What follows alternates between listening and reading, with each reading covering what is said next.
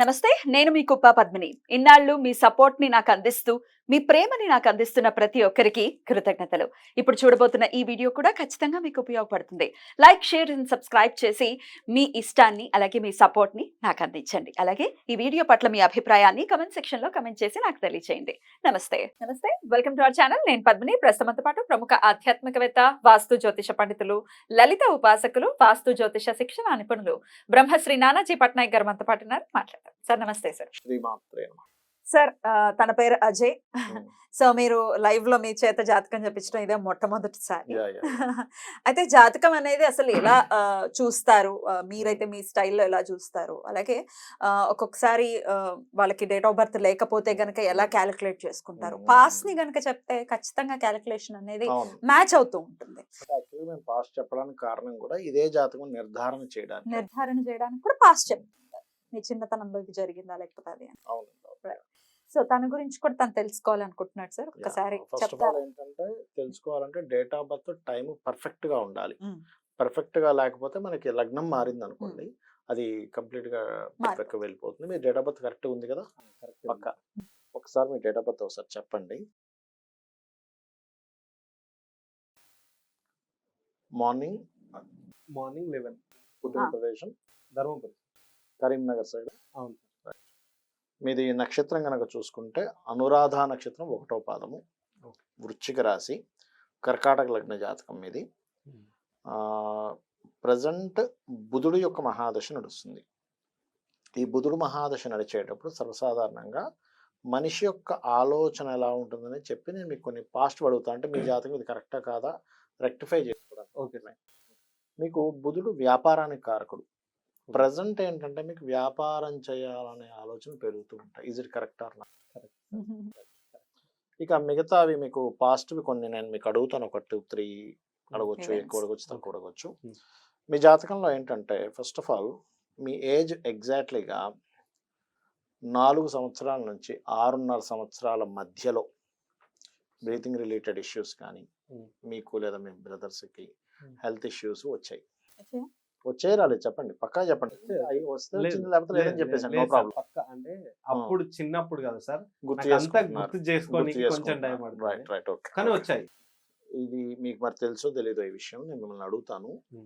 మీ తండ్రి గారికి లేదా మీ తాతగారికి, మీ తండ్రి గారికి వివాహానికి ముందు ఏదైనా వివాహం అనుకొని మిస్ అవ్వడం కానీ, లేకపోతే మీ తాతగారికి 2 వివాహాలు, అంటే మీ తండ్రి యొక్క తండ్రికి 2 మ్యారేజ్ చూపిస్తుంది మీ జాతకంలో. Is it correct or not అనేది నాకు కన్ఫర్మ్ చేయండి.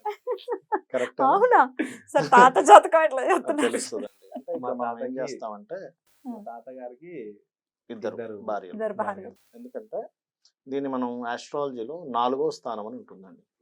4వ స్థానాన్ని ఎందుకు చూస్తామంటే తాతగారి 5th హౌస్. ఓకే. 5th హౌస్కి నెగేటింగ్ హౌస్ ఈజ్ అతని యొక్క జీవిత భాగస్వామి, అంటే అతను ఎంతమందిని వివాహం చేసుకుంటాడని చెప్పేటువంటి అంశం. అయితే అందరి జాతకాల్లో 100% చూపించాలని లేదు. 90% ఆఫ్ కేసెస్ తెలిసిపోతుంది వెంటనే. ఇది జాతకం చూసిన వెంటనే నేను 100% చెప్పేస్తానని చెప్పుకోలేను. ఇది మనం చెప్తుంది కాదు, అమ్మవారు పలికిస్తున్నటువంటిది. అయితే ఇక్కడ ఇతని జాతకంలో 4th హౌస్ లో ఉండే ప్లానెట్ వక్రించింది. ఎప్పుడైతే ఆ 4th హౌస్ లో ఉండే ప్లానెట్ వక్రించిందో, అండ్ అగైన్ ఇంకోటి ఏంటంటే తాతగారి వివాహ జీవితాన్ని గురువు రూల్ చేస్తున్నాడు. గురువు వెళ్ళి డియోల్ సైన్ లో ఉండి, మీన రాశిలో ఉండి ఇంకొక డియోల్ కారకుడితో ఉన్నాడు, బుధుడితో ఉన్నాడు. అందుకని ఏంటంటే దీన్ని మనం క్యాలిక్యులేట్ చేసుకుని 2 వివాహాలు తాతగారికి అవుతాయి అని చెప్పొచ్చు. ఓకే, అందుకని మీ తాతగారికి 2 వివాహాలు జరగడం జరిగింది. అవును సార్. ఇక్కడ మీకు ఒక విషయం చెప్తాను, దీన్ని మీరు కంగారు పడకండి, టెన్షన్ పెట్టుకోకండి. దీనికి రెమెడీ కూడా చెప్తాను, మీకు మంచి కూడా చెప్తాను. ఇందులో ఓకే. మీకు కూడా 2 వివాహాలు జరుగుతాయి.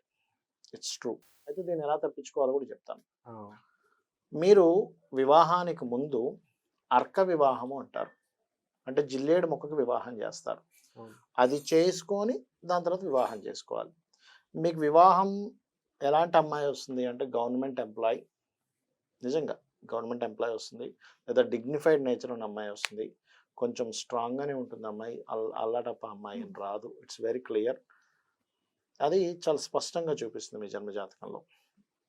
అలాగే ఇక్కడ ఇంకొక విషయం ఏంటంటే, మీరు ఇక్కడ నుంచి కరెక్ట్గా 1.5 year బ్యాక్ ఒక 2.5 సంవత్సరాల పాటు మీరు కెరీర్ విషయంలో బాగా ఇబ్బంది పడ్డారు. మీ తండ్రి గారు ఫైనాన్షియల్ గా బాగా ఇబ్బంది పడ్డారు ఆ టైంలో. అవును. ఎందుకంటే మీ జన్మజాతకంలో 10th హౌస్ డిస్టర్బ్ అయింది ఆ టైంలో. 1.5 year back 10th house disturb అయింది. అండ్ అలాగే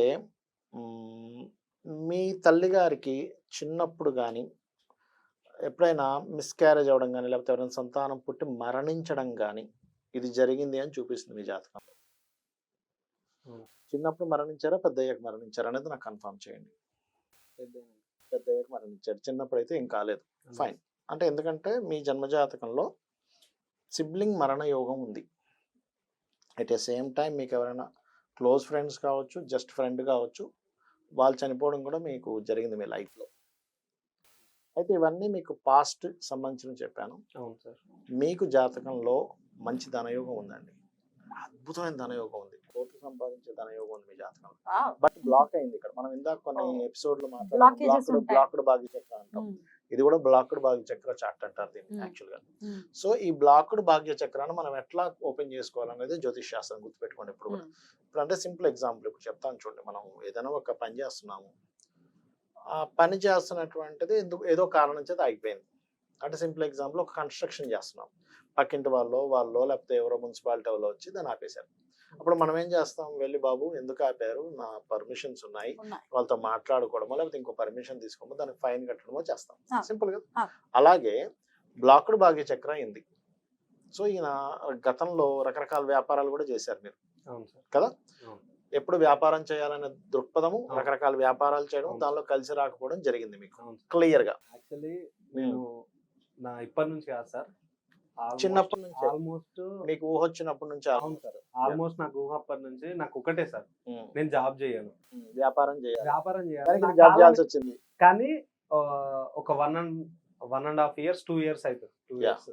2 years సార్. అప్పటి నుంచి నాకు ఇదేం సెట్ అవ్వట్లేదు, నాకేం అవుతలేదు, ఇక ఇట్లా ఉంటే నా జీవితం ఇట్లానే అయిపోయింది అని చెప్పేసి ఆలోచించి జాబ్ చేయడానికి వచ్చిన సార్. వచ్చారు. అయితే మీకు ఎప్పటికైనా మీరు వ్యాపారాల్లోకి దిగుతారు. మనం ఏంటంటే ఇక్కడ తెలుసుకోవాల్సింది ఏంటంటే, జ్యోతిషాస్త్రం ఎందుకుందంటే ఏ వ్యాపారం చేస్తే కలిసి వస్తుంది, ఎట్ ద సేమ్ టైం మనం ఏ రెమెడీ చేసుకుంటే ఆ వ్యాపారం కలిసి వస్తుంది, ఇది మనం చూసుకోవాలి. ఇక్కడ మీకు ప్రజెంట్ నడుస్తున్నటువంటి మహాదశ ఏదైతే ఉందో మీ యొక్క జన్మజాతకంలో బుధ మహాదశ నడుస్తుంది. బుధుడు వ్యాపారానికి కారకుడు. అందుకే వ్యాపార థాట్స్ 2015 నుంచి తిరుగుతూనే ఉన్నాయి, 10 ఏళ్ళ నుంచి కూడా మీకు కదా. 10 ఏళ్ళ అంటే మీకు దాదాపుగా ఒక 15 ఏళ్ల వయసు నుంచి కూడా వ్యాపారం తిరుగుతూనే ఉంది, అవునా? అందుకని మీరు దీనికి ఏం చేయాలి, బ్లాక్డ్ భాగ్య చక్రం ఎట్లా ఓపెన్ అవుతుంది అంటే, కేతు చంద్ర గ్రహాలు ఉంటాయి మీ జన్మజాతకంలో. ధనస్సు రాశిలో ధనయోగం పట్టింది, కానీ ఆ ధనస్సు రాశి ఏదైతే ఉందో చంద్రకేతు మధ్యన ఉంది, బ్లాక్ అయింది. కేతు ఒక పక్క, చంద్రుడు ఒక పక్క. అసలు జాబ్ చేయాలని 1% కూడా ఇంట్రెస్ట్ లేని జాతకం మీది, బిజినెస్ జాతకం మీది. అయితే ఈ బ్లాక్డ్ భాగ్య చక్రం ఎట్లా ఓపెన్ అవుతుంది అంటే, చంద్రకేతు గ్రహాల దగ్గర దీపారాధన చేయడము, ఉలవలు బియ్యము దానంగా ఇవ్వడం చేస్తూ ఉండాలి ఒకటి. ఇంకోటి ఏంటంటే, ఈ రెండు దానం ఇస్తూ ఉండాలి. ఏది కేజీంబావు ఇస్తూ చేస్తూ ఉండాలి. గణపతిని, అమ్మవారిని ఎక్కువగా ఆరాధన చేస్తూ ఉండాలి. అందులో పర్టికులర్గా మీరు చంద్రుడు వృశ్చిక రాశిలో సంచరించేటప్పుడు దానం చేస్తే ఇంకా బాగా కలిసి వస్తుంది. ఇదే పీరియడ్ ఇప్పుడు వృశ్చిక రాశిలో అంటే వైశాఖ మాసంలో మీరు కనుక చంద్ర సంబంధించిన ఆరాధన చేస్తూ ఉంటే, వైశాఖ పౌర్ణమి మీకు బాగా ఆరాధన చేయడం ద్వారా బాగా కలిసి వస్తుంది. మీరు ఎవరైనా ఇష్టపడి మిస్ కూడా అవుతారు మీ లైఫ్లో. లవ్ అఫైర్ ఒకటి జరిగి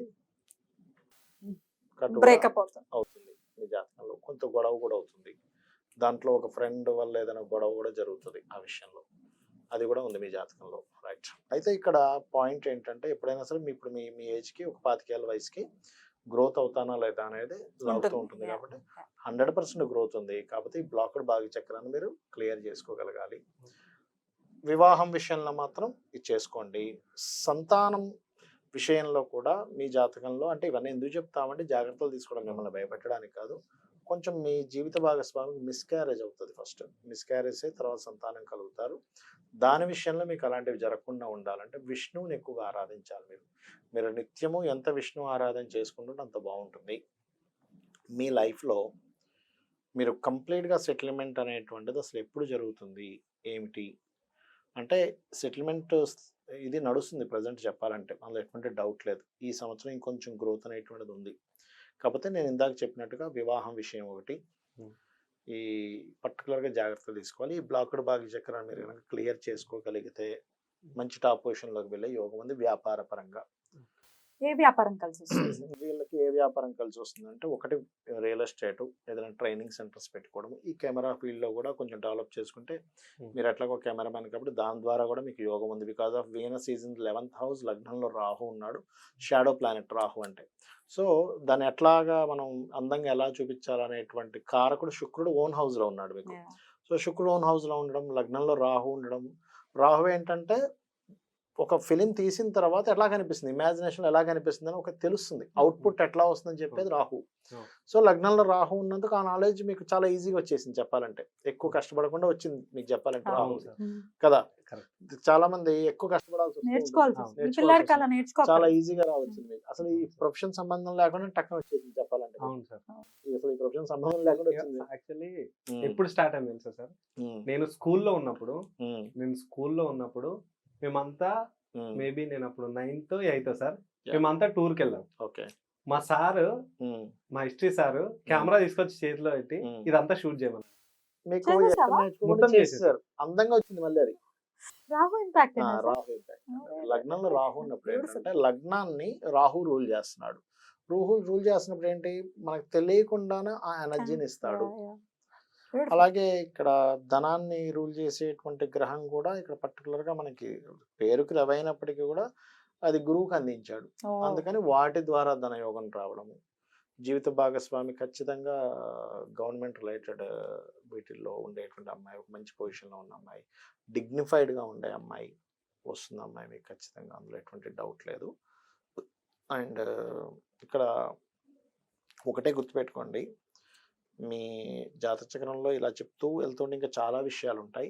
మీరు బుధవారాలు ఎట్టి పరిస్థితుల్లో ఇంపార్టెంట్ డెసిషన్స్ తీసుకోకండి.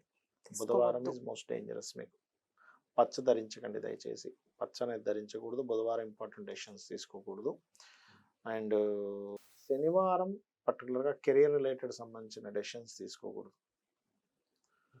ఫ్యూచర్ బుధ మహర్దశ నేను చెప్పినట్టుగా చేసుకుంటే బుధుడు గురువుతో కలిసినందుకు గురువు మీకు ధనయోగాన్ని ఇచ్చే కారకుడు అయ్యాడు. కాబట్టి ఈ బ్లాక్డ్ భాగ్య చక్రాన్ని కనుక క్లియర్ చేసుకోగలిగితే 100% మంచి దీంట్లోకి వెళ్తారు.